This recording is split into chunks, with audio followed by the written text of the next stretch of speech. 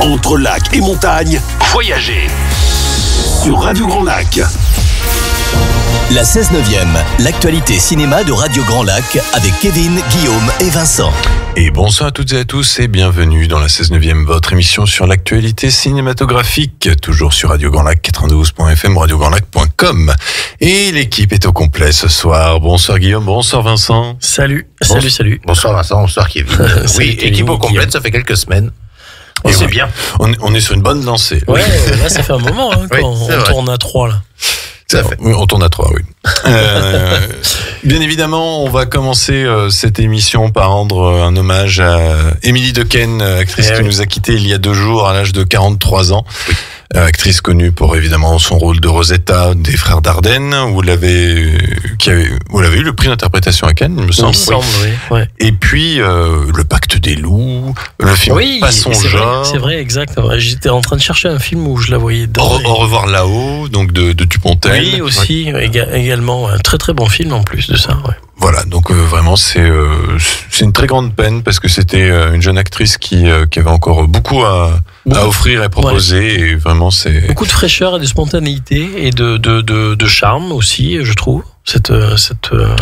Et elle a apparemment toute Jeune la femme. sympathie de ses pairs qui Oui, bien sûr, se relaient pour vraiment dire que c'était une personne extraordinaire. Donc voilà, nous tenions à lui rendre hommage ce soir. Côté sommaire pour cette émission, dans un premier temps, nous allons bien sûr évoquer les sorties de la semaine. Comme la semaine dernière, il y a les bouchées doubles. Hein. Là, il y en a du paquet. Vous avez du film français, du film américain, du film italien. Il y en a pour tous les goûts. Vous allez vous amuser comme des fous. Ou pas. La grande question sera là. Ensuite, en deuxième partie, nous allons donner nos avis sur les films sortis la semaine dernière. Et là aussi, on en a vu un paquet. On a ratissé large. On a ratissé large. On a vu On ira, donc la comédie dramatique sur la fin de vie réalisée par Enya Barou. On a vu The Insider, le nouveau film d'espionnage réalisé par Steven Soderbergh. On a vu The Last Showgirl, le, entre guillemets, peut-être comeback de Pamela Anderson. Ouais. Le film italien, Pas Le convaincu. Retour de Paolo Sorrentino avec Partenope. Et enfin, La Convocation, film norvégien avec Renate Reinsve, qui est donc cette actrice qui est en train de monter, même aux États-Unis, avec la série Apple TV Désigné coupable, qui est très très bonne, on vous la conseille chaudement. Chaudement, oui. Est-ce que c'est mieux que le film La Convocation ? Réponse dans quelques instants. Enfin, en dernière partie, nous allons Suspense. consacrer un focus à l'immense acteur Robert De Niro. Bob. Bob pour les intimes, oui. Bob du Grand 8, comme pour les intimes. Mais Robert De Niro, donc carrière très immense. On va ratisser large là aussi. Oui, largement, oui. On va peut-être aller un petit peu dans les détails, mais pas trop non plus, parce qu'il y a énormément de films à évoquer. Mais voilà, Robert De Niro, étant donné qu'il y a un film très intéressant qui sort demain puisqu'il joue 2 rôles. Donc c'était l'occasion de parler de sa carrière et de C'est mon acteur préféré. Et pas attendre qu'il soit passé l'arme à gauche parce que. Non, bah non, Oui, quand même c'est- pas. Encore, je trouve. Hein. Oui, mais attends. Mais, Il est encore fin, mais oui, c'est vrai qu'on Moi, va quand même pas parler que de. je sais pas vous, mais moi, si on se fait un pronostic, moi je pense qu'il y en aura quelques-uns là qui vont pas tarder à arriver malheureusement. Je miserais plus sur Pacino avant lui. Mais Et oui, qui est là, les ça a deux l'air un ont peu été jeunes fatigué. parents il y a 2 ans. Oui, c'est Oui, ils ont été jeunes papas tous les deux il y a 2 ans, à 80 ans. C'est pas faux. Ils ont dit qu'ils comptaient bien voir leur enfant grandir. Oui. Jusqu'à quel point? Et ben, on va commencer sans plus tarder par les sorties de la semaine, mon cher Guillaume. Oh là, c'est la grosse sortie, maintes fois retardée, qui a fait grande polémique puisque sort l'adaptation live du classique de Disney, Blanche-Neige, de Mark Webb avec Rachel Ziegler, Gal Gadot et Andrew Burnap. Donc Blanche-Neige des studios Disney est une nouvelle adaptation du classique de 1937 en prise de vue réelle avec, donc comme je l'ai dit, Rachel Ziegler dans le rôle principal, Gal Gadot dans celui de la belle-mère. Cette aventure magique retourne aux sources du conte intemporel avec les adorables timides, profs, simplets, grincheux, joyeux, dormeurs et atchoum. Atchoum. On écoute un extrait. Et réduisez-la en cendres. Qu'est-ce que tu disais? Miroir magique au mur. Qui a beauté parfaite et pure? Ma reine. Ce sera disponible évidemment dans tous vos plus grands cinémas, l'Étoile du Lac et au Pâté Chambéry et je ne sais pas. Les rumeurs diraient que ce serait pas si mal. Oui, parce que c'est eu un développement chaotique. Voilà. Il y avait plus de nains, puis après c'était des créatures magiques, puis on a remis les nains, et puis machin, on a fait des reshoots. C'est pas des vrais nains, je crois. Hein. Non, Si. non, Si, maintenant C'est pas en animation?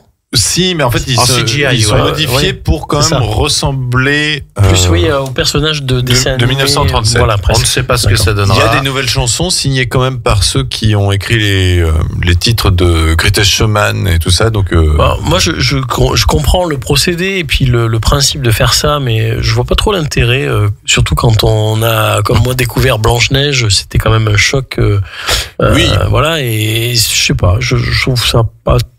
Ça m'intéresse moyennement, on va dire. moi, à chaque fois Pareil. quand il y a un remake, j'attends de voir ce qu'ils ont apporté en plus ou ce qu'ils ont modifié. Parce Ouais. que je Bien sais sûr. que beaucoup de gens s'insurgent d'ailleurs qu'ils ont modifié quelque chose, mais au contraire, je dis si, heureusement qu'ils changent quelque chose, parce que sinon ça ne sert à rien. Moi, j'irai pas, personnellement. Je vous dirai dans une semaine si j'ai passé un bon moment ou si j'ai avalé de travers la pomme. On va changer radicalement de style, là, puisqu'on part avec les Baudins, qui eux partent en vrille, ça se déroule aux Toiles du Lac et au Pâté. Enfin, c'est disponible aux Toiles du Lac et au Pâté. C'est de Frédéric Forestier avec Vincent Dubois, Jean-Christian Fraissinet et Guillaume Cléris. Et donc, lorsque Maria Baudin, fermière autoritaire et revêche chez son fils Christian, apprennent qu'une usine de fromage industriel s'apprête à s'installer dans leur petit village, ils sont prêts à tout pour défendre leur fromagerie artisanale. Du salon de l'agriculture au désert marocain, ils ne reculeront devant rien pour faire capoter ce projet d'usine. Chantage, baston, course-poursuite. Une fois de plus, les Baudins vont braver tous les dangers pour sauver leurs valeurs et leurs traditions. On écoute un extrait. Qu'est-ce que c'est que ce bordel? On est où là? Au Maroc, mes amis. Oh ben merde. Un arbre à chèvre. Bah oui, mais sauf que ça pousse pas dans les arbres, les chèvres, abrutis. Voilà. Bah, c'est un peu similaire aux tuches, je trouve. Il y a un côté tuche. Ouais, il doit y avoir un public à ça. Voilà, Je sais mais pas. les Baudins sont très bons, hein. Ce sont de très bons humoristes. Hein, Jamais en regardé. revanche, hein. Si, moi j'aime Bah, bien. je- Moi j'ai bien aimé. Moi, ça me faisait beaucoup rire. Alors je sais pas si en J'avoue que ça fait adaptation plusieurs années que ça me fait plus rire. et en adaptation, parce que c'est peut-être un peu too much. C'est un peu comme les tuches. Ouais, c'est ça. Il y a un côté un peu lassant C'est ça. au bout d'un moment, mais de l'adapter à l'écran sur une histoire complète, je sais pas si ça C'est marche ou ça prend. C'est le 4e ou 5e film, je crois. Ah ouais, des bonhommes. déjà. Ah oui, Ah ouais, oui. moi j'en ai vu aucun. Hein. Je n'avais vu les deux premiers quand c'était un peu tourné à la D'accord. va-vite. Ça doit faire 1 million d'entrées à chaque fois, puisque c'est renouvelé. Oh, je pense. Autre sortie française également, Ma mère, Dieu et Sylvie Vartan, qui sera disponible au Toiles du Lac et au Pâté. C'est réalisé par Ken Scott avec Leila Bekti, Jonathan Cohen et Sylvie Vartan. En 1963, Esther met au monde Roland, petit dernier d'une famille nombreuse. Roland naît avec un pied beau qui l'empêche de se tenir debout. Contre l'avis de tous, elle promet à son fils qu'il marchera comme les autres et qu'il aura une vie fabuleuse. Dès lors, Esther n'aura de cesse de tout mettre en œuvre pour tenir cette promesse. À travers des décennies d'épreuves et de miracles de la vie, ce film est le récit d'une histoire vraie, drôle et bouleversante, celle d'un destin incroyable et du plus grand amour qui soit, celui d'une mère pour son enfant. On écoute un extrait. Un Britannique a très justement écrit que puisque Dieu ne pouvait être partout, Est-ce que vous pouvez prévenir mon mari que je pars accoucher? Pars à l'hôpital. il a donc dû inventer les mères. Je peux le voir. Il a un pied beau. L'autre, il est pas beau. C'est une malformation. Voilà. C'est toi qui es curieux de ce film. J'avoue que je suis assez curieux Ouais, parce que moi aussi, ouais. Jonathan Cohen sur le registre dramatique, ça me surprend. Alors par contre, je suis pas très convaincu du maquillage vieillissant de Leila Bekti, même si j'ai vu des vidéos comme quoi ça avait duré très très longtemps à le faire. C'est visible, quoi. on va Ouais, dire. ça fait, Hein. c'est pas top quoi. D'accord. Mais sinon, oui, Non, ça a l'air pourquoi pas. original C'est quoi le et rapport avec assez Sylvie émouvant Vartan comme histoire. Parce que du coup, en fait, le garçon va développer une passion pour Sylvie Vartan, ce qui va l'aider à devenir, à l'encourager, quoi. Et puis au final, normalement, Sylvie Vartan doit arriver quand il est adulte. Ok. Voilà. Mais Jonathan Cohen, Non, ça a assez l'air surpris. une histoire assez originale et sympathique. Ouais. Bah pourquoi pas. Et émouvante. Très drôle, par contre, de voir Jonathan Cohen en fils de Leila Bekti. Ouais. Quand on sait, Ah oui. quand- Avec Marc. Voilà. Ouais, bon, ceux qui savent. Autre sortie, The Alto Night, qui sera disponible au Toiles du Lac et au Pâté, de Barry Levinson avec Robert De Niro, Debra Messing et Cosmo Jarvis.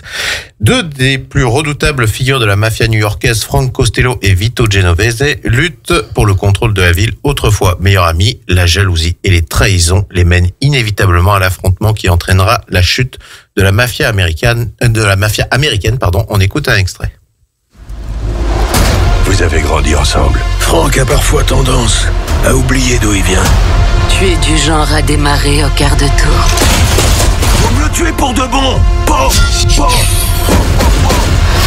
Je veux pas faire trop de bruit. Trop de bruit, c'est un flingue du con. Ça, c'est ma cam de C'est film. De Niro. Non, mais ça, j'aime ce genre de film. En plus, Enfin, c'est le énième quand même sur la mafia avec Robert De Niro qui joue un double C'est rôle. vrai. Quand même, Ouais. qui joue le rôle de Costello et Genovese. Alors, je suis d'accord que ça peut paraître un peu Dans ses redondant. souliers, on va dire. Ouais, mais il y a Barry Levinson C'est ça. et les collaborations, on en parlera lors du focus, Barry Levinson et Robert De Niro sont plutôt intéressantes à voir et pas forcément les plus connus qui plus est. Et surtout, je trouve qu'il arrive à tirer de Niro des choses qui ne jouent pas ailleurs. On parlera particulièrement de Sleepers, où je trouve qu'il y a vraiment quelque chose. Il y a quand il joue The Wizard of Fly, enfin il y a pas mal de choses, oui. Donc, à voir The Altonites. Autre sortie, comédie française. Prosper, qui est disponible au Toile du Lac et à l'Astrée, de Johan Glohagen avec Jean-Pascal Zadi, Cindy Bruna et Mamadou Minté. Prosper, donc, est chauffeur Uber à côté de ses pompes. Il prend comme passager un homme mourant qui vient de se faire tirer dessus. Paniqué, Prosper se débarrasse du cadavre tout en lui volant sa paire de bottines en croco. En les portant, Prosper se retrouve habité par l'esprit de l'homme assassiné, King, un gangster respecté et craint de tous. Partagé entre ces deux personnalités que tout oppose, Prosper et King, unis dans un seul corps, enquêtent pour démasquer l'assassin de King. On écoute un extrait. Moi qui l'ai tué. Les 30 000, je les ai pris aussi, mais je suis en galère, je suis en chien. Ça fait une semaine que je porte le même slibard. Je lui ai pris ses chaussures, c'est vrai. Les chaussures, elles sont magiques. C'est moi. Voilà, donc une nouvelle comédie avec Jean-Pascal Zadi. Je suis client, moi. Ouais, ça ressemble un petit peu très Ça a loin l'air rigolo. au smoking, un petit peu. Ouais. Genre les habits magiques. Ça fait très longtemps que j'ai pas vu le smoking, mais moi oui, aussi. Ça m'est revenu là d'un coup, là j'ai dit, ah, Jackie Chan. Smoking, oui. Avec Jackie Chan, ouais. Ouais. Mais voilà, bon, pourquoi pas. Autre sortie. Autre sortie, Vermiglio ou la mariée des montagnes, disponible au Victoria à l'Astrée de Mora del Pero, avec Giuseppe De Domenico, Martina Scrinzi et Thomas Soragno. Il est content. J'ai rien dit. Je sais, je pense. Au cœur de l'hiver 1944, dans un petit village de montagne du Trentin, au nord de l'Italie, la guerre est à la fois lointaine et omniprésente. Lorsqu'un jeune soldat arrive, cherchant refuge, la dynamique de la famille de l'instituteur local est changée à jamais. Le jeune homme et la fille aînée tombent amoureux, ce qui mène au mariage et un destin inattendu. Ça me donne bien envie. Alors, il n'y a pas de bande-annonce parce que le film ne dispose pas de bande française, mais oui, ça a l'air très très beau, les paysages montagneux, et puis c'est le côté familia italienne par excellence. Pourquoi pas. Famiglia. Ouais. Autre sortie, La Cache, qui sera disponible au Victoria à l'Astrée, de Lionel, je sais pas comment on dit, Bayer, je pense. Oui, je pense. Avec Dominique Raymond, Michel Blanc et William Lepgill. Donc Katia Reiter dirige l'observatoire volcanologue. C'est une erreur de synopsis. De Ouais, synopsis, c'est pas le- c'est autant pas le pour bon. moi. Ah bon. C'est pas le Autant bon, pour apparemment. moi. Mais pendant que tu vas le chercher, on peut déjà souligner que c'est l'avant-dernier film de Michel Blanc. Ah oui, le, oui. Le Oui, dernier exact, film oui. sortira normalement. Oui, j'ai vu les bandes annonces, ouais. Voilà, le dernier film sortira en avril, ce sera Le Routard. D'accord. Voilà, qui est une comédie. Eh bien, j'ai le synopsis. Merci beaucoup. En mai 68, à Paris, un garçon de 9 ans vit caché avec ses grands-parents et ses oncles pendant que ses parents manifestent. Lorsqu'un invité illustre se réfugie dans l'appartement, la dynamique de la famille change. On écoute un extrait. Je peux pas fumer. Ça, c'est chic. C'est ça que je veux. Ah bon? Je me demande ce que vont dire les profs. C'est une étoile de shérif. Il suffirait d'enlever la... Qu'est-ce que tu fais là? Il y a un chat caché là-dessous. Quand je me suis glissé dans cette cache, c'était en 1942. Voilà, donc comédie, drame, enfin plus dramatique quand même, même s'il y a quelques petites typique Ça d'humour. a l'air d'être quand même léger, mais c'est sur un thème très profondément bouleversant et émouvant. Voilà. Il y a aussi Liliane Rover dans le film, j'ai cru entendre, non, il me semble, hein, que j'aime beaucoup comme actrice. Oui, c'est possible. Là, vous voyez pas qui c'est ? Non, pas du tout. L'actrice, elle jouait dans 10%, la série, elle jouait à une ancienne agent, tout ça. Ah oui, ça doit être talent. Mais pourquoi pas. Autre sortie, Vincent ? Alors là, on a le bon synopsis. Oui, c'est bon. C'est Magma qui sort au Victoria, de Cyprien Vial avec Marina Foïs et Théo, Christine et Mathieu Demy. C'est l'histoire de Katia Reiter qui dirige l'Observatoire volcanologique de Guadeloupe depuis une dizaine d'années. Elle forme un duo de choc avec Aimé, jeune Guadeloupéen auquel elle transmet sa passion du métier. Alors qu'elle se prépare pour une nouvelle mission à l'autre bout du monde, la menace d'une éruption majeure de la soufrière se profile. L'île est aux abois et Katia va devoir assurer la sécurité de la population. On écoute un extrait. Hier, vous expliquiez à tout le monde que plus rien n'allait se passer. Ce matin, on assiste à la plus forte remontée magmatique depuis 50 ans. On parle d'un volcan vivant. Les conditions de vie des déplacés sont particulièrement pénibles. Papa, on te dit que c'est pas encore le moment de rentrer. On est vraiment à 2 doigts de recommander la levée de l'évacuation. Pourquoi tu dis ça ? Donc, film catastrophe français. Oui, intéressant. Avec Marina Foïs. Surtout sur les volcans, c'est pas commun quand même. J'en ai marre de voir Marina Foïs dans tous les films. Et jouer de la même manière qui plus est. Oui, je suis un peu d'accord. Je ne peux plus. Elle a des d'accord. intonations, des mimiques. C'est exactement la même à chaque fois, ouais. J'espère qu'il y a un peu de changement, mais c'est vrai qu'il y a un film que j'ai beaucoup aimé qui s'appelait Asbestas. Mais dedans, il y avait une séquence où elle devait vraiment être en colère et tout ça, et j'arrive pas à la croire parce que j'ai l'impression qu'elle va trop dans les Robins du Bois. J'ai l'impression qu'elle va se marrer à la fin de la réplique. Non, mais elle a ce côté toujours à faire un personnage un peu, tu sais, un peu vicelard là, avec la petite voix comme ça. Hein, tu vas voir ce qui va arriver. Ouais, avec un côté cynique. Franchement, ça fait partie des personnes qu'on voit trop et qu'on en a marre de voir. Pour ma part. Mais j'espère que voilà, il y a peut-être un effort de fait sur cette prestation. Ouais. Il y a quand même de très bons rôles avec Marina Foïs, mais c'est vrai que dans le commun, c'est un peu le reproche qu'on peut y trouver. Autre sortie, c'est Radio Prague, les ondes de la révolte, qui sort seulement à l'Astrée. C'est de Jiří Madl avec Wojtek Wodoszewski, Tatiana Poufova et Stanislas Mayer. C'est bon, c'est lui qui se l'est farci. Il n'a pas fait russe LV5. Non, pas du tout. Non, mais il s'en est bien sorti quand même. Enfin, ou je ne sais quel. Tchèque, je pense. C'est plutôt tchèque. En mars 1968, à la veille du printemps de Prague, Thomas décroche un emploi à la radio et travaille pour des journalistes qui défient la censure de l'État. Soumis à un chantage de la police secrète, parviendra-t-il à la déjouer sans trahir ses idéaux? Le récit d'un combat pour la liberté qui a marqué l'histoire. Et peut-être que ça marquera le cinéma. En tout cas, le film a une très très bonne critique. Milan Kundera, c'était bien un Tchèque, hein, c'est ça? C'est lui qui avait fait qui avait écrit L'insoutenable légèreté de l'être, qui avait été refait au cinéma d'ailleurs. Et je crois que c'est le printemps de Prague, il me semble. Je ne sais pas, malheureusement. Mais il me semble. Tout pareil. Bon, je vais regarder. Guillaume, la dernière sortie de la semaine. Oui, tu voulais me le laisser. Celui-là, donc pour non, j'ai cru que c'était pour nos amis cinéphiles. Non, c'est ça après. Donc c'est Lumière, l'aventure continue. Astrée de notre ami Thierry Frémaux. Oui. C'est un documentaire. Il y a 130 ans, les frères Lumière inventaient le cinéma. Tout était déjà là. Les plans, les travelling, le drame, la comédie, le jeu des acteurs. Grâce à la restauration de plus de 120 vues Lumière inédites, le film nous offre le spectacle intact du monde au début du siècle et un voyage stimulant aux origines d'un cinéma qui ne connaît pas de fin. Voilà. Pourquoi pas? En tout cas, Thierry Frémaux est l'un des mieux placés pour parler des frères Lumière. Oui, parce que hormis le Festival de Cannes, il est directeur de l'Institut Lumière 2. C'est ça. Et il a beaucoup aidé. Ça fait longtemps qu'il y est. À travailler sur la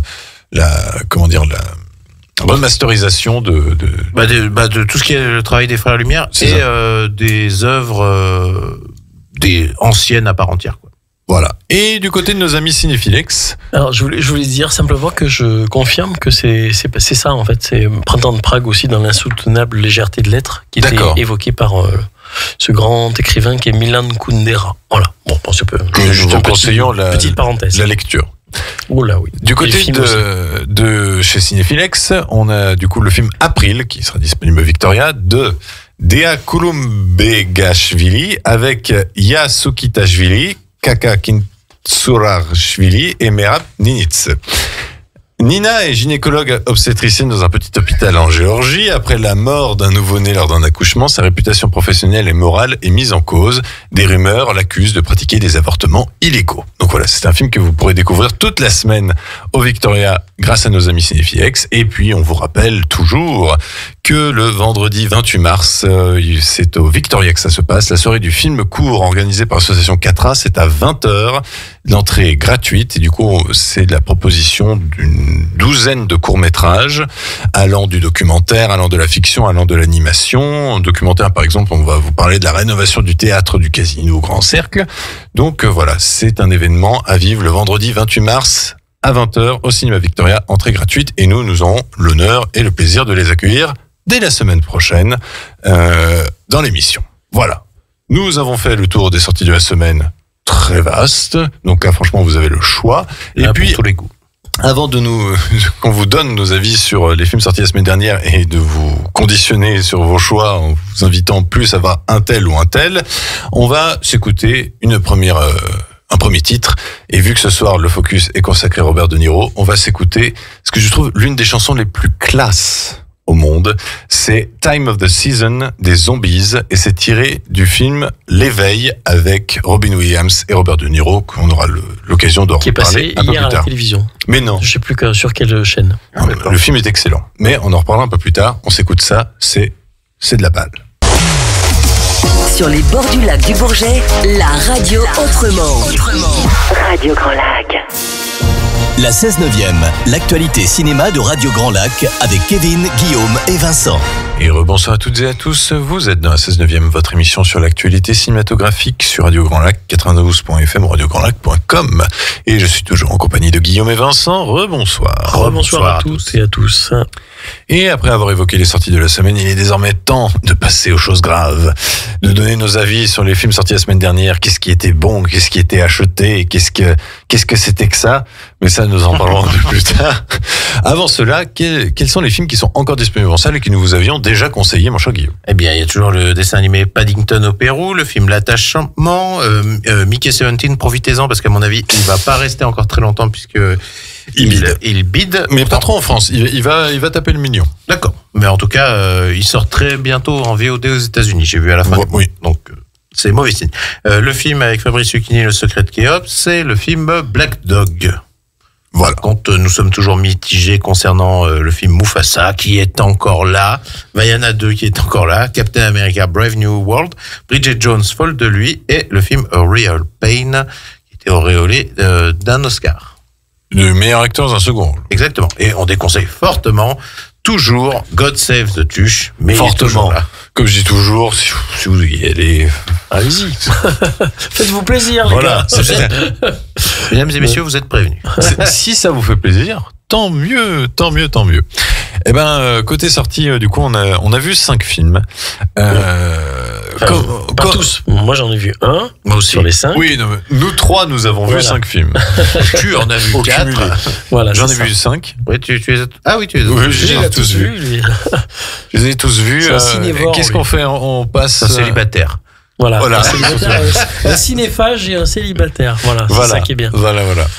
Mais je sais pas. Je commençais peut-être par la plus grosse sortie qui était quand même On ira, ce film sur la fin de vie avec Hélène Vincent et Pierre Lotin, réalisé par Enya Barrow, qui est donc la fille de Olivier Barrow, du duo Cadet Olivier et aussi réalisateur des Tuches 1, 2, 3, 4. Et bien là, c'est un autre registre quand même, parce que même si on retrouve Pierre Lotin qui joue Tuche Daddy dans les films Tuche, c'est-à-dire c'est le fils aîné. Là, on est vraiment dans un registre totalement différent. On est vraiment dans la comédie dramatique. On va pas se mentir, l'histoire, c'est que le personnage d'Hélène Vincent a 80 ans. Elle a un cancer qui est inopérable. Elle fait tous les papiers nécessaires pour pouvoir mourir dans la dignité en Suisse.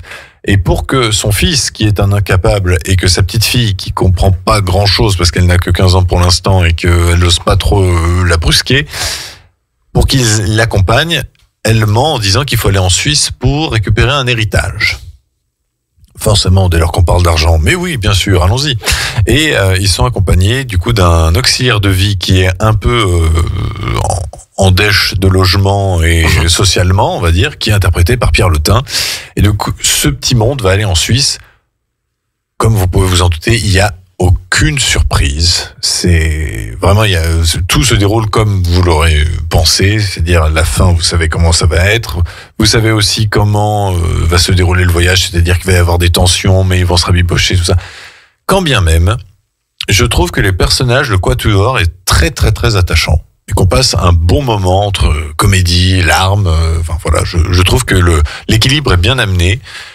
Que le film essaye non plus de pas tendre trop sur le larmoyant. Vraiment, le film est quand même conscient de l'intelligence de son public et sait que de toute façon on allait aller sur cette fin-là, donc on va pas non plus en faire des caisses. Et je trouve que c'est assez... ça reste digne. Donc. C'est digne, c'est intelligent, c'est plutôt sincère et honnête, ça n'essaye pas d'être plus que ce qu'il n'est. Et du coup, j'ai passé un très bon moment devant On ira, qui utilise à plein tube la chanson Voyage, Voyage. Et ce qui est fort... Ça va être un peu entêtant au bout d'un moment. Non, tu l'entends 2 fois, mais j'ai envie de dire... Ce qui est fort avec cette chanson, c'est que c'est une chanson qui a du rythme, donc elle peut autant te provoquer de la joie, mais d'ailleurs que tu peux mettre des images un peu tristes dessus. Elle a une mélancolie, je trouve, cette chanson. Donc voilà, On ira, je vous le conseille. C'est une réussite pour la réalisation de Nia Barou. Je crois que tu m'avais dit, Guillaume, que c'était pas son premier film. Oui, elle avait déjà fait un film avant. Mais elle a énormément galéré à valider ce film-là pendant 4-5 ans. Ça faisait Hélène Vincent, ça faisait 2 ans qu'elle était sur le projet. Ok, voilà. Autre sortie très très rapidement aussi, The Insider, le film d'espionnage de Steven Soderbergh. J'ai eu peur parce que certes très gros casting à l'Ocean's Eleven, Michael Fassbender, Kate Blanchett, Pierce Brosnan, Roger Jean Page, Tom Burke, et le début est très longuet. Mais au final, on s'y plaît bien dans ce film d'espionnage très classe, très sobre, où il n'y a pas de scène d'action, où vraiment c'est l'espion qui va préférer la confrontation d'un dîner plutôt qu'une séquence de combat au corps à corps. Et du coup, c'est assez plaisant pour ceux qui aiment bien ce genre de dialogue un peu savoureux, des petites piques, tout ça. Il y a Naomi Harris aussi dans le film qui est très bien. Ah, et donc on a recyclé vraiment chez James Bond alors. Ah bah oui, et Pierce Brosnan a très peu de scènes, mais il y a un moment où il descend d'un taxi et qu'il marche dans les rues de Londres en costard, et tu ne peux t'empêcher de voir à sa tête qui se dit t'as vu comme je porte encore bien le costard. Ah, be back. Et c'est pas faux, mais il a un rôle qui est peu présent mais qui est quand même assez intéressant. Franchement, c'est j'appelle ça un cluedo à la sauce espionnage, parce que la question c'est qui est la taupe véritablement, et donc il y a un mélange savoureux et assez subtil, voilà, les échanges, un mélange entre Cluedo et Mr. et Mrs. Smith, puisque Michael Fassbender et Kate Blanchett sont mariés, donc est-ce que c'est l'un des deux qui est la taupe? Enfin voilà, très amusant, je vous le conseille. Autre sortie, Pamela Anderson est revenue pour The Last Showgirl. Oui, avec la petite fille de Coppola, avec comment il s'appelle, Dave Bautista, Jamie Lee Curtis, et aide-moi, il y en avait un autre. Brenda Song. Oui. Et je ne sais plus. Et la fille qui faisait Sabrina pour Netflix. Sabrina qui hélas, la pauvre a vraiment un prénom imprononçable, mais Kieran Shipka. Eh bien, fuyez, pauvre vous. Je ne peux que vous citer ça, puisque moi j'ai passé Le Seigneur des Anneaux. Un moment horrible. Oui, le Seigneur des Anneaux. Parce que déjà la réalisation, alors on sait qu'on essaie de copier un peu Pépé. Il y a une lumière qui est pas si mauvaise. Alors on essaie de donner un côté documentaire avec caméra à l'épaule qui ne fonctionne pas vraiment. L'utilisation d'objectifs avec les bords floutés qui rappellent un Netflix, je vois pas pourquoi on a utilisé ça, et c'est plus gênant qu'autre chose. Alors le casting niveau interprétation s'en sort bien, sauf la principale intéressée, Pamela Anderson. Moi je n'y arrive pas, et je l'ai vue en sous-titré, et elle a une voix insupportable. Je trouve que quand elle se retrouve face à même Dave Bautista, qui est un catcheur, on voit la différence, on voit qui sait vraiment jouer. Le pire, c'est flagrant quand elle se retrouve face à Jamie Lee Curtis. Jamie Lee Curtis est dans son rôle, la scène où elle se change dans le vestiaire. Oui. Jamie Lee Curtis est dans son truc, dans son rôle de vieille danseuse qui finit serveuse. Et Pamela Anderson qui essaie de lui tenir la dragée. Et c'est... Ouais, non. Déjà, on voit que ça récite et c'est dur. Hein. C'est très bien ce que tu me dis parce que là, du coup, il s'est quand même mensonger les diverses choses que j'ai vues au sujet de ce film, parce qu'ils te vendent le truc avec finalement le retour de Pamela Anderson qui comment dire, c'est amusant, c'est se dire quand tu dis le retour. Mais en fait, ça a commencé. Le film te fait réaliser que, mais en fait, elle a jamais bien joué. Bien sûr. Mais je veux dire, c'était le personnage. Plastique, quoi. Voilà. Oui, mais elle a jamais été. Mais ils ont voulu nous émouvoir, je pense, sur le côté nostalgique de Pamela Anderson, qui effectivement, comme tu le dis, n'a jamais eu des rôles cinématographiques. Je veux dire, on se rappelle tous à Alerte à Malibu. On sait peut-être pourquoi. Barboyeur. Voilà. Non, mais voilà. Bon, c'est un peu, c'est particulier, je trouve. Non, mais surtout, c'est que, hormis ça, je veux dire, le sujet traité et abordé a déjà été fait plusieurs fois et dans de bien meilleurs films. Je vous citerai par exemple Showgirl de Paul Verhoeven ou The Wrestler de Darren Aronofsky, ou il y en a sûrement d'autres sur des vieilles légendes de Las Vegas et tout ça, mais là même à la fin, en fait, en gros, on lui annonce qu'il lui reste que 15 jours dans un show, le Razzle Dazzle. Et je me suis dit, au moins à la fin, on va le voir, le show. Même pas. Enfin, vraiment, c'est prétentieux, en fait. Vraiment, quand j'ai vu qui avait réalisé ça, je trouve que c'est prétentieux, c'est un peu misérabiliste. Enfin, c'est ni fait ni à faire. J'ai détesté. Moi, je pense qu'ils ont fait ça en se basant principalement sur la notoriété de Pamela Anderson, en se disant ça va toucher les gens parce que c'est un peu le personnage dans la vie et donc par rapport à cette histoire, je suppose, non ? Il aurait fait non. Oui, il y a une petite mise en abîme. Voilà. Mais ce qui est quand même navrant, il aurait fallu prendre une actrice plus douée qu'elle. Ce qui est quand même navrant, une actrice, tout simplement. Ce qui est navrant, c'est de se dire que Lily James joue mieux Pamela Anderson que Pamela Anderson joue mieux Pamela Anderson. Oui, Lily James qui jouait dans la série Pam et Tommy et qui jouait une bien meilleure Pamela. Disponible sur Disney+, et donc c'est avec Lily James et Sebastian Stan, et c'est extraordinaire. C'est extraordinaire. D'accord. Le fameux moment où la sextape de Tommy et Pamela Anderson était mis en vente. Voilà. Autre film que nous avons pu voir, c'est le film italien de Paolo Sorrentino, Partenope. Et alors, je vais vous écouter attentivement. Attention, mais moi je te laisse commencer. Hein. Mais je t'avoue que j'ai dit à Guillaume en sortant, parce que j'en attendais beaucoup de ce film. Enfin, je trouvais que ça se vendait bien. J'ai dit à Guillaume, genre, je vais avoir un mot un peu cru, mais je vais un peu réduire après. Hein. Mais j'ai dit, je crois que j'ai jamais vu une merde servie sur une aussi belle assiette. Alors là. Alors vas-y, je te laisse développer. En fait, je t'explique. La parole sera à la défense après. Alors déjà, j'ai enchaîné The Showgirl et Partenope. Quand j'ai commencé Partenope, j'étais subjugué par waouh, c'est beau. Waouh, il n'y a pas un plan dans ce film qui est affreux, quoi. C'est absolument sublime. C'est une carte postale pour Naples. C'est quand même rare parce que généralement on voit pas Naples sous les bons jours. En général, on montre les tas de poubelles. Gomorrah entre autres. Oui. Mais vraiment c'est absolument magnifique, et l'actrice principale est absolument formidable. Passé ça, le film est, je trouve, particulièrement creux. Je trouve qu'il ne raconte pas grand-chose, à part du coup montrer un réalisateur qui essaie de nous dire t'as vu comme l'actrice elle est bien, et du coup tu as le regard de tout le monde qui est absolument subjugué par sa beauté.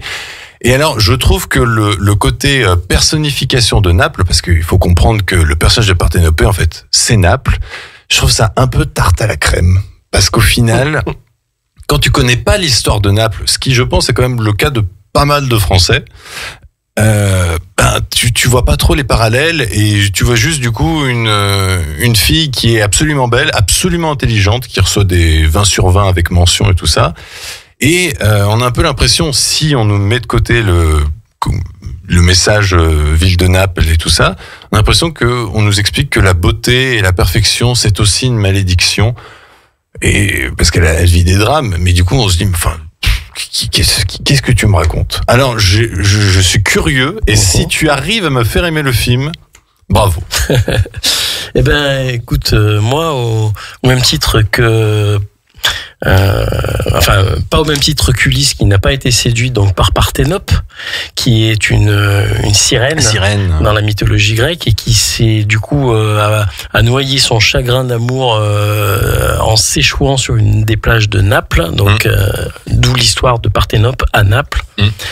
Moi j'ai été très très séduit par ce film, par la beauté comme tu l'illustrais, enfin tu l'as dit, oui, c'est beau. Une très très très belle photographie, une ambiance incroyable, une ambiance à couper le souffle, une musique, une bande son sublime. Je me suis mis en sortant du cinéma à réécouter toute la bande son que j'ai trouvé absolument très envoûtante. D'ailleurs, tout le film pour moi est envoûtant.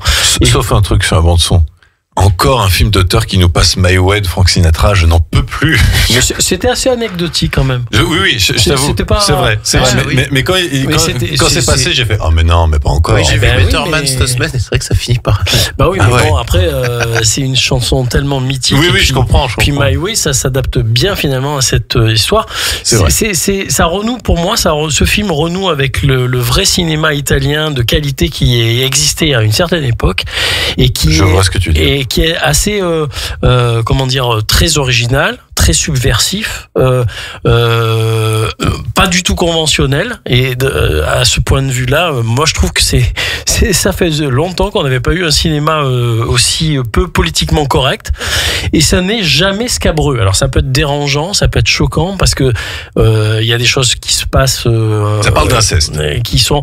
Et alors il y a quelque chose qui est qui a trait à l'inceste, mais moi je dirais que c'est au-delà de ça parce que d'abord il n'y a pas de scène véritablement entre le frère et la sœur. Non. Voilà. Mais c'est plus un amour impossible et qui est exacerbé entre les personnages. Et tout le film raconte ça en définitive. Et effectivement, comme tu dis, le côté un peu dramatique d'être belle comme l'est Parthénope et d'ailleurs l'interprète Céleste Dalla Costa qui est magnifique, oui, c'est vrai, oui. D'une fraîcheur et d'une beauté naturelle qui s'adapte bien à cette histoire. C'est très étrange. C'est un film qui est très étrange et qui, à mon avis, doit se voir dans une deuxième lecture aussi pour ceux qui ne l'auraient pas foncièrement apprécié comme toi d'ailleurs.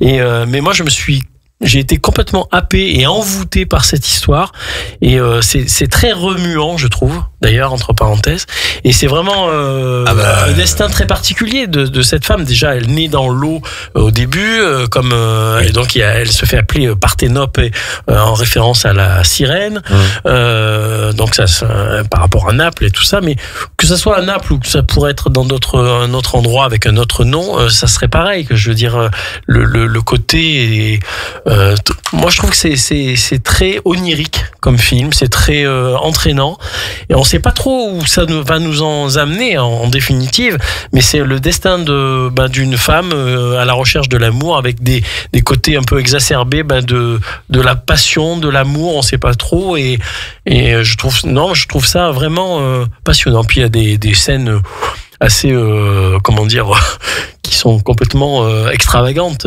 c'est clair, mais justement il y a un côté qui m'ont fait bailler, moi je te vois. Pour pas trop en dire, le fils à la fin. Voilà, on s'attendait pas du tout à ça. Alors là, pour le coup, tu peux pas dire mais moi, j'aime bien ce film-là. Ça m'a fait le même effet, si tu veux, que dans un film récent qui s'appelait Boys Afraid, où on dit monte voir ton père, monte voir ton père, monte voir ton père, et quand tu vois le père, en fait, qui est caché dans la cave, en fait, c'est non, mais dans le film Boys Afraid, c'est un phallus géant avec une tête, et tu fais, mais qu'est-ce que tu me fais? Il faut pas apporter un jugement. À mon avis, sur une œuvre d'art, quelle qu'elle soit, il faut pas apporter un jugement de morale, parce qu'il y a pas de morale.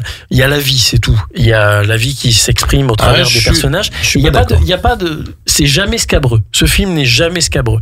Je te mets au défi de me dire que ça soit scabreux, parce que la séquence avec le prêtre. Mais c'est iconoclaste. Voilà, pour moi c'est iconoclaste, mais pas scabreux. C'est il y a un côté parce que c'est vraiment des scènes où t'as tu vois d'ailleurs des tableaux dans le film, mais tu vois Tu vois aussi des tableaux. Je veux dire, les scènes en elles-mêmes sont des tableaux pour moi. Oui, mais c'est très beau. Mais c'est au-delà de la beauté. Je ne crois pas qu'on arrivera à vous partager. Non, c'est vrai que bon. Mais bon, tant pis. Et donc, Parthénope, faites votre avis. Moi, je vous dirais de pas perdre votre 2h15. Après, c'est un film qu'il faut aller voir au cinéma. C'est sûr que si vous devez aller le voir, c'est sûr, allez le voir au cinéma. Ah, oui, ça, c'est sûr. Oui. Ça, c'est sûr. Mais si vous n'avez pas trop envie, faites comme vous voulez. Moi, je pense que vous pourriez être surpris. Voilà. Ça, c'est sûr. Mais dans le bon sens du terme, et émerveillé par rapport à des choses. Il faut dépasser le degré un peu moralisateur, peut-être. Ou pas, on verra. Et dernière sortie, c'est La Convocation, film norvégien, je vais en parler très très rapidement. C'est un huis clos très particulier où les parents sont convoqués parce que y a une altercation entre les enfants. Petite particularité, on ne voit jamais les enfants. C'est vrai que les faits qui sont racontés sont assez graves. Le film vaut surtout pour la prestation de Renate Reinsve qui est extraordinaire, qui doit quand même feindre un fou rire pendant 10 minutes. Et du coup, nous, on est entre le malaise et le fou rire, nous également. C'est très, très, très fort. Et puis, évidemment, ça finit en larmes. Donc, c'est très bien joué de sa part. Le film est un petit peu longuet et étiole ses révélations de manière un peu artificielle. C'est-à-dire que, en fait, on pense que de manière naturelle, les gens auraient balancé leur sac très rapidement sur ce genre d'affaires-là. Ça aurait pas duré 2 heures. Et la fin est part un peu en métaphore un peu trop grosse, même si ça reste joli. On sent que le film part un peu dans un délire arty à la fin pour faire, côté un peu film d'auteur, ce qui n'était peut-être pas nécessaire. Le début, par contre, est très efficace, mais ça se perd un peu. Tant pis. Voilà, on va s'écouter une deuxième pause musicale parce qu'il faut que nous rattrapions notre retard que nous parlons du Focus de Robert De Niro. Et en deuxième pause musicale, nous allons nous écouter Jessie J, Silver Lining, tiré du film Happiness Therapy. On revient tout de suite après pour parler de Robert De Niro. Inspirez. Expirez. Vous écoutez Radio Grand Lac. La 16/9e, l'actualité cinéma de Radio Grand Lac avec Kevin, Guillaume et Vincent. Et vous êtes toujours dans la 16/9e, votre émission sur l'actualité cinématographique sur Radio Grand Lac, 92.fm, radiograndlac.com. Et je suis toujours en compagnie de Guillaume et Vincent. Oui. Et nous allons essayer en 11 minutes de résumer la carrière de Robert De Niro. Costaud, hein. Je nous accorde 5 minutes de plus. Oui, parce que là, ça va être compliqué. Hein. Mais sans plus tarder, notre focus du coup est consacré à Robert De Niro. Nous allons Bob De Niro. Nous allons couvrir sa carrière dans le général. On va commencer bien sûr par rappeler que Robert De Niro est né à Greenwich Village à New York et à 20 ans, il obtient son premier vrai rôle avec un réalisateur très très connu, Brian De Palma. Qui était en école étudiante à l'époque justement. Et c'est un projet étudiant, il a été impressionné par De Niro, de par en fait l'improvisation. Il était très fort dans tout ce qui était improvisation, sachant que De Niro, on va aller très vite là-dessus, fait partie des acteurs de l'acteur studio, la méthode de Lee Strasberg, dérivée de la méthode de Stanislavski. Tout à fait. Je crois que j'ai bien et Robert De Niro, son premier film est même pas majeur, donc il peut même pas signer le contrat lui-même. Et le film d'ailleurs sortira 4 ou 5 ans après le tournage. Mais ça ne va pas empêcher Robert De Niro de tourner plusieurs fois avec Brian De Palma au début de sa carrière. Donc beaucoup de gens ont envie de dire que c'est certes Scorsese qui a fait connaître Robert De Niro, mais c'est De Palma qui lui a mis le pied à l'étrier. C'est son pote. Oui, puisque ils se connaissaient. On change pas. De Palma dit tiens, j'ai un petit gars là, il marche bien. Vas-y, prends-le dans ton film Mean Street. Mean Street, du coup, le premier film avec son acteur original de Scorsese, c'est plus Kettel justement. C'est ça, qui était dans le tout premier film de Scorsese, donc qui est le rôle principal de Mean Street. On se rappelle beaucoup de Niro. Et dans Taxi Driver et dans plein d'autres films. Ouais. Mean Street, vous en pensez quoi ? C'est un bon premier. Enfin, c'est ça. C'est un bon premier pas dans Scorsese. C'est surtout moi la fin qui m'a marqué, parce qu'on a la violence qui surgit d'un coup. Parce qu'on sait très bien qu'en fait, alors moi j'aime bien le dilemme qu'a Harvey Keitel, parce que ça symbolise celui de Scorsese. En fait, le choix entre la religion et le crime et tout ça, savoir un peu ce qu'il fait. Et il y a De Niro qui est, lui, un électron libre qui fait n'importe quoi. Il y a la scène de l'entrée du bar qui est magnifique. Mais après, c'est assez prévisible et c'est un peu mou par moment, je trouve, Mean Street. D'accord. On enchaîne. enchaîne tout de suite avec Le Parrain 2, très grand rôle, qui a valu à l'acteur l'Oscar du meilleur acteur dans un second rôle, puisqu'il reprenait le rôle de Marlon Brando dans le premier film, mais cette fois-ci version jeune, donc Vito Corleone. Oui. Qu'est-ce que Le Parrain 2 c'est magnifique. C'est là où il crée d'ailleurs la mafia, quasiment, où il se substitue finalement à la justice c'est inspiré en officielle. Fait de récits de vrais Siciliens qui venaient, qui sont arrivés en Amérique et qui ont créé tout ce réseau. C'est déjà inspiré du roman de Mario Puzo qui s'appelle Le Parrain. Tout à fait. Et qui en parle bien dans ce sens-là, quoi. Voilà. On enchaîne avec un autre très grand film. De toute façon, De Niro, le début, ça part en quart de tour. Ouais, c'est ça. Taxi Driver. Oui. Peut-être l'un de mes préférés de Scorsese. Je n'irai pas jusque-là, mais un très grand film que j'ai découvert à 16 ans et qui m'avait mis une grosse claque dans la figure. Avec le premier rôle de Jodie Foster, je crois. Oui, tout à fait, qui avait 13 ans ou 14 ans. Qui était très très jeune, qui jouait une rôle. Voilà, justement, un film subversif. Très subversif. Alors, pour le coup. Mais c'était en très 76 aussi. Voilà. On n'est plus en 2000. Mais la fin me fait. En fait, la fin est. Et là, vous dites rien, les gars. Non, c'est pas parce que la fin est amorale, dans un sens. Complètement. Ouais. C'est ça, en fait, moi, qui me plaît plus, c'est qu'en fait, la fin va saluer un héros qui au final n'en était pas un, puisque il était là pour. C'est pareil, c'est l'errance d'un individu au sein d'une société complètement décadente qu'est l'Amérique à cette époque-là aussi. Faut pas l'oublier. Il est aussi fou que la société au final. Du coup, il paraît normal. Ouais, mais c'est ça. Ensuite, il y a le film 1900 que je n'ai pas vu, je vous avoue, de Bertolucci avec Gérard Depardieu, qui dure 5h26. Oui, pas encore. C'est en projet, mais il faut prendre le temps de le voir. Tu as peut-être vu un extrait de 2 heures.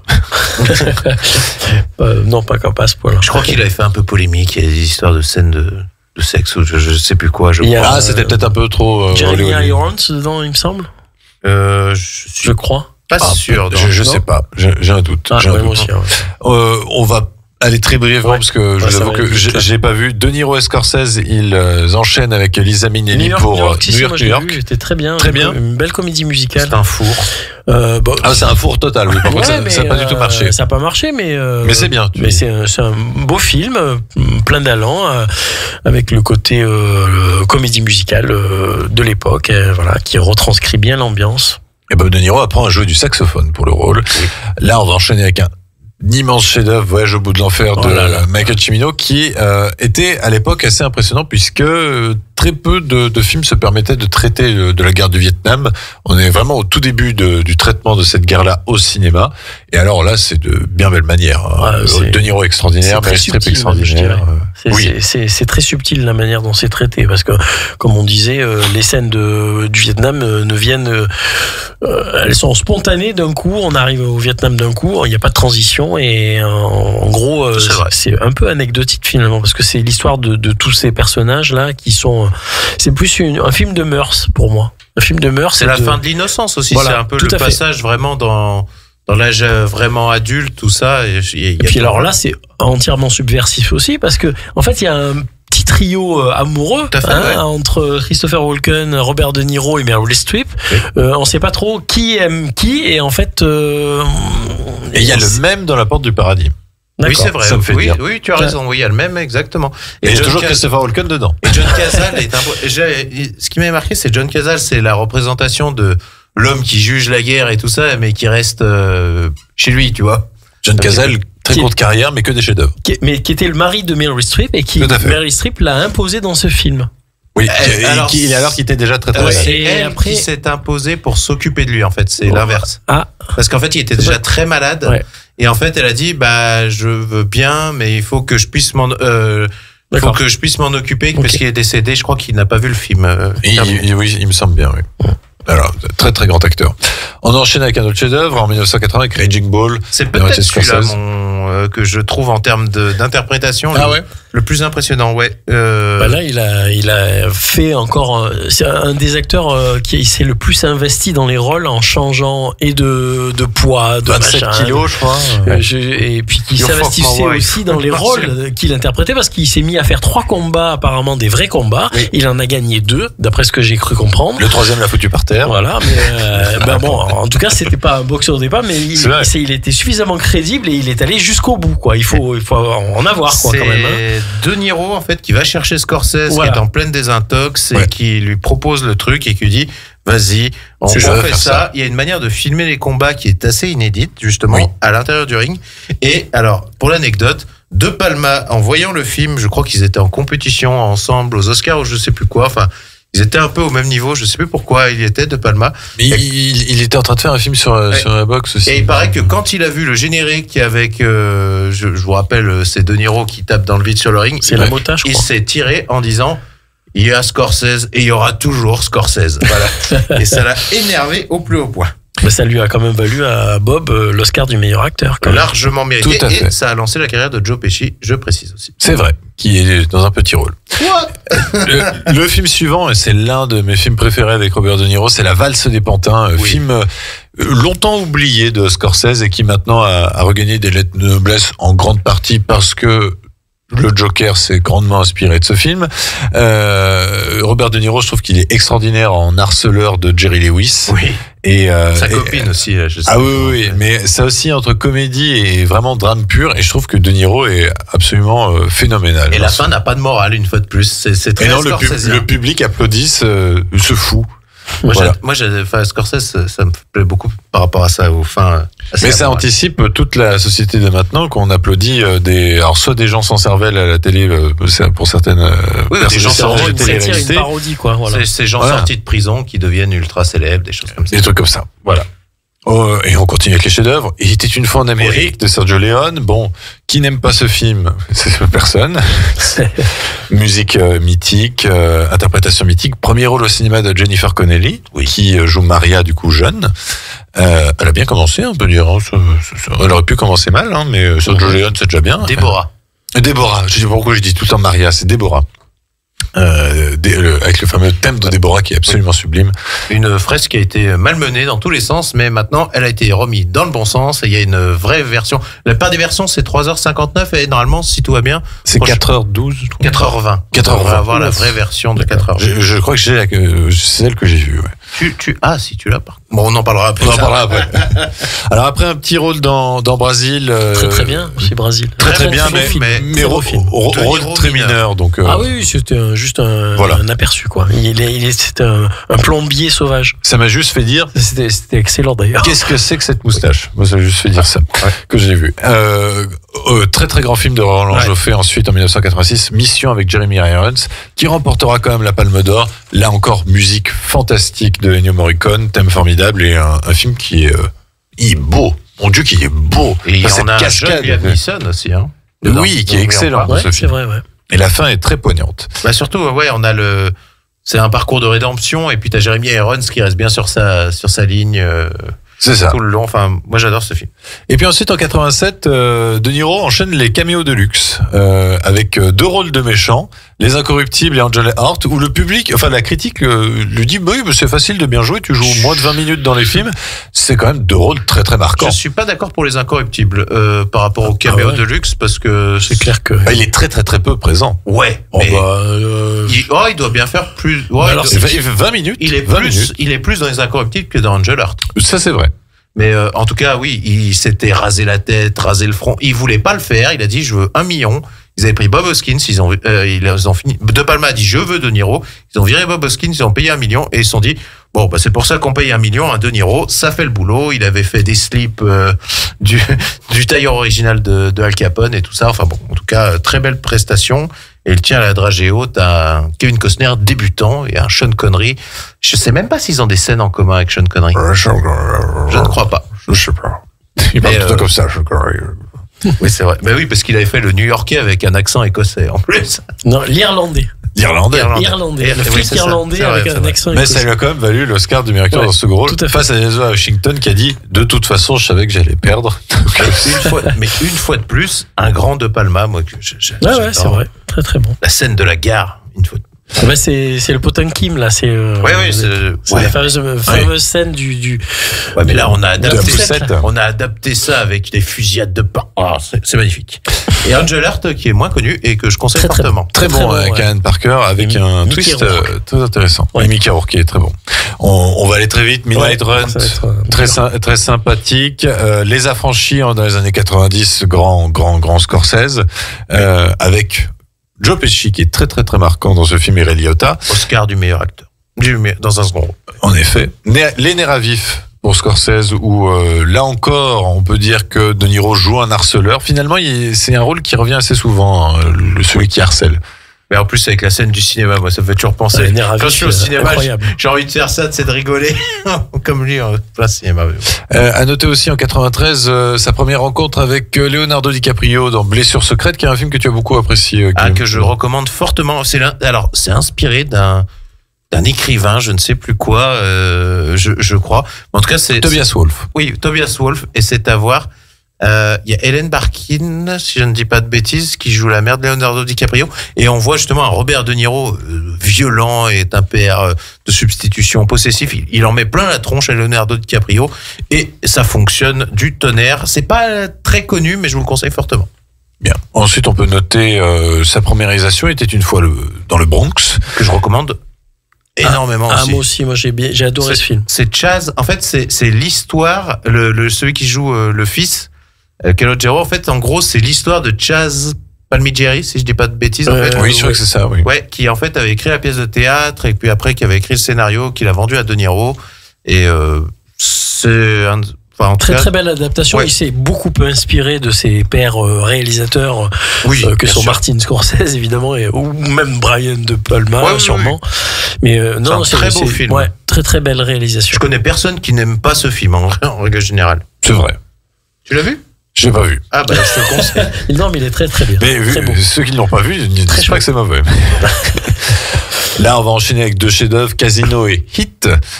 Casino, très très très grand Scorsese, avec l'inoubliable Sharon Stone.